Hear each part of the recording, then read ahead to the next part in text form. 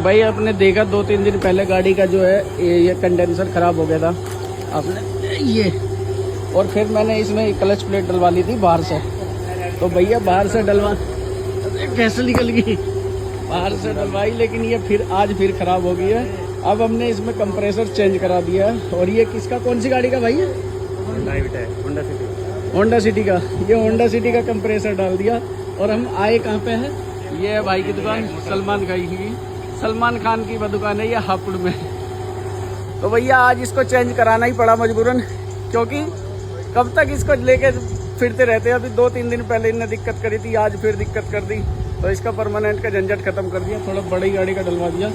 क्योंकि छोटी गाड़ी, इसमें वैगनार में मैंने बताया आपको कि कंप्रेसर जो है ना बिल्कुल कंडा मारा है, किसी भी काम का नहीं है। अब देखते हैं भैया ये सक्सेस होता है या नहीं होता। भाई तो कह रहा है काफ़ी गाड़ियों में डाल चुका है और सक्सेस भी है।